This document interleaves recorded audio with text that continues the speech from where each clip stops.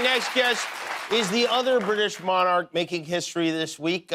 From a place called Shondaland, she plays the title character in Queen Charlotte, a Bridgerton Story. It's available on Netflix starting May 4th. Please welcome India Amarteifio.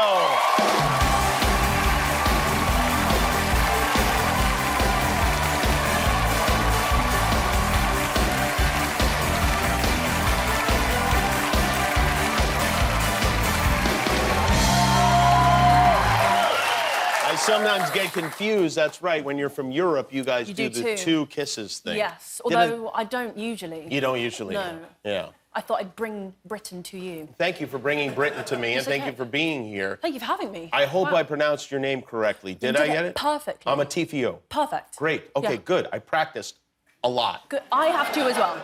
Because it's spelled, it's difficult to spell too, right? Yeah. I have a song that my sister wrote for me when I had to learn how to say it when I was little. It goes A-M-A-R-T-E-I-F-I-O. Oh, that's nice. Yeah. Thank you. That's clever. I would imagine people mangle it regularly. What is the worst pronunciation you've heard of your name? I've had armadillo. Oh, that's not good. I've had amethyst. The list goes on. Any name that begins with an A is also my surname, apparently. You started when you're 21 now. You started acting when you were how old? 10, 10 years I believe. old. Yeah. And how did you get involved in that? I used to dance, and I injured myself, and then I realised I probably shouldn't be doing this all the time.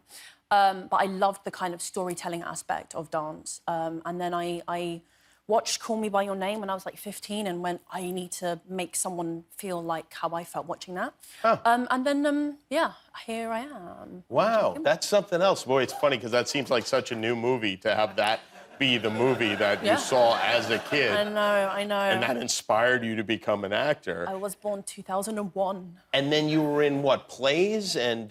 Yeah. What? Yeah. So I started on the West End. I did The Lion King. I was young Nala.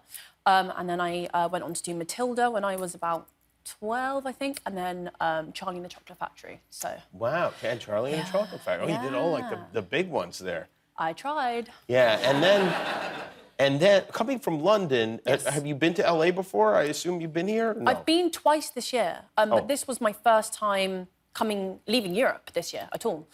So to do it big is an understatement. This is like, you wouldn't get bigger than LA, really. What do you make of it here? Everything is huge. Oh, really? Everything is huge. I think the one thing that really surprised me when I came out of the airport was just like the tilings on the floor are like slabs. Oh. I can't fathom it. In England, everything's so tiny and narrow. Do you think that's because things are older in England, Yeah. and at that time it made more sense and maybe the ground wasn't as level? Sure. Yeah. Sure. We'll go with that. You said everything seemed so big. Yes. I'm sure you must have seen this. This is, I actually see this every day on my drive to work. There you are.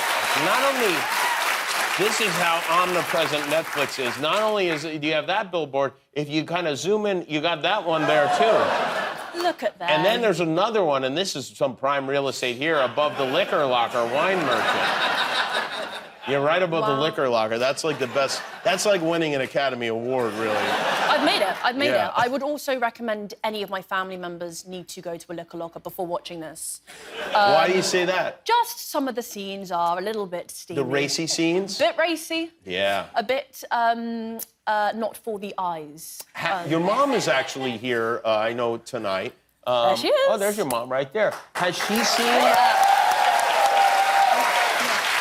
Has she seen the show? Has she seen you in it? Yeah, we watched it together. Bonding experience like no other. I think you would agree, right? Yeah, she's... Who was more uncomfortable? It wasn't... I think I knew what to expect because I'd actually been reading some lines with her. Oh. Prior to, like, when she was auditioning. So I'd been sort of reading lines in and... But you weren't reading in my lines when... No steamy lines. No steamy lines. Just to confirm, yeah. So I sort of knew what to expect, and I think it's fabulous. So you know, I switched off from, OK, this is my daughter maybe doing steamy scenes. So, yeah, it's fabulous, though. Yes, it's not India, it's the Queen. It's Queen Charlotte that I'm watching here. Did you feel the same way? Yeah, I mean, it is bizarre. I don't, you know, I'm sure, I know, I've just met half of your family, by the way, who are lovely, backstage. Yes. I don't know if you guys know, like, all of Jimmy's family work here. They're great. But it's really nice to, like, have people that you know watch something and feel proud and have seen, you know, the journey. But, yeah, I just felt like I had to jump in at the deep end and just show her all the steamy scenes, get it out the way, and then we can just, you know, move past it and I can Will you sleep. do that with each one of your relatives or just mine? No, definitely not my grandparents. Your grandparents. No. How are they going to react to this? So my first initial thought was I will make a spreadsheet for family members who want to watch the show, which I hope they will want to watch the show, and then pinpoint each point where they need to stop. That's a really good idea. And then continue, because they can't miss full episodes. You know? Maybe a family edit you can make for them. That's perfect. You got the director's cut, family cut. Yeah, very good. Yeah, that would be nice. And these characters are, while the plots that we're going to be seeing, these are real people from history. Yeah, completely. So Queen Charlotte was the Queen of England, and King George was the King of England. Yeah, right. So yeah, they're historical figures, but you know, Queen Charlotte isn't a documentary. It's taking two figures from history and shondifying them and making them into the Bridgerton sphere, as Betsy Beers likes to call it. So yeah, it feels good to kind of bring her to the forefront of... Well, congratulations. Are you ready Thank for you. this? Like, I mean, it's one thing to have these billboards, but it's going to be another thing now that these shows, especially the Bridgerton, are hugely popular. You're going to be recognized everywhere you go. It's going to be... Thank you.